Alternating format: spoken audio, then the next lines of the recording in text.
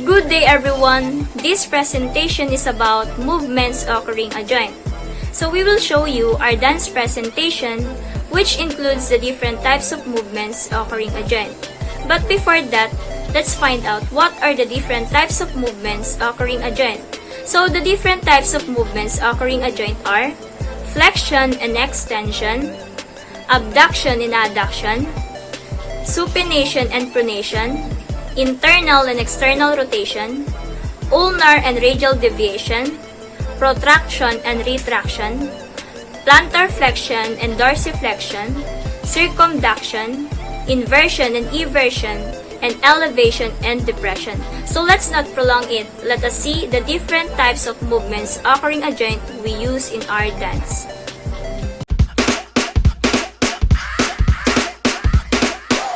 The movement in this step is dorsiflexion.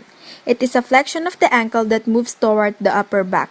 The muscle involved here is the tibialis anterior.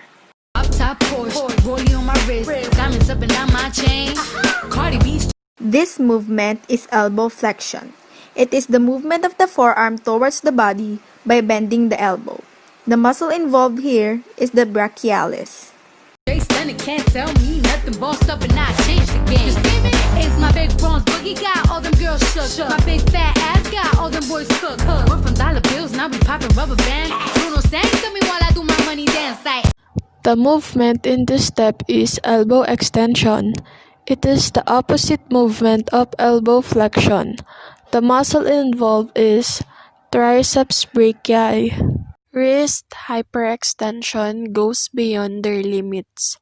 It also occurs when the wrist is bent or twisted forcefully. Elevation is the upward movement of structures of the body. For example, elevation of a shoulder joint raises the corresponding arm vertically upwards rather than outwards to the side or in any other direction.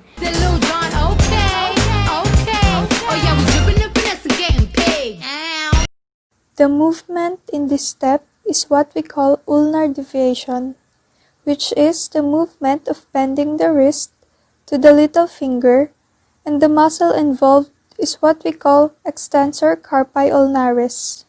This movement is called radial deviation. It is the movement of bending the wrist to the thumb or radial bone side.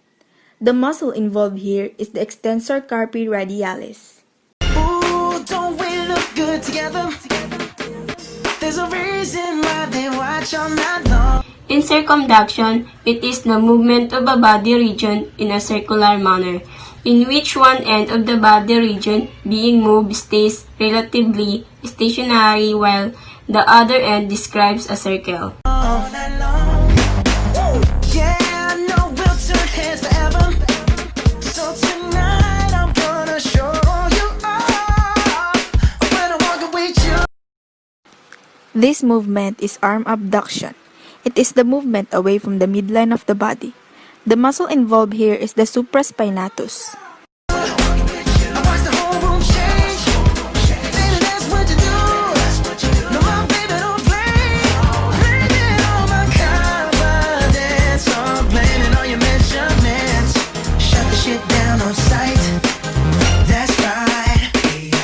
Hip internal rotation occurs anytime you move your thigh bone inward, activating muscles such as the tensor fasciae latae, the upper gluteus muscles, and the inner thigh muscles.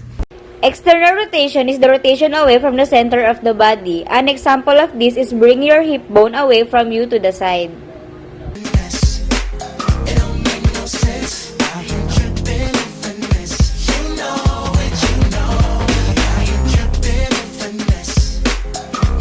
The movement in this step is pronation.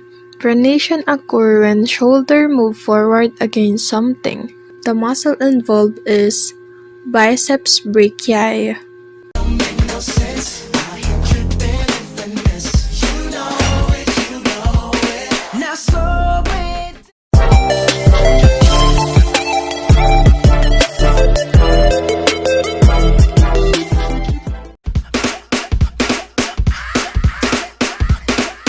Drop top Porsche, rollie on my wrist, diamonds up and down my chain.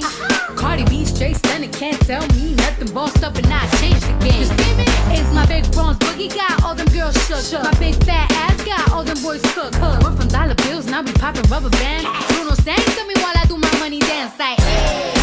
Flexing on the gram like hey. Hit the Lil Jon, okay, okay. Oh yeah, we dripping and finesse and getting paid. Ooh, don't we look good together? There's a reason why they watch all night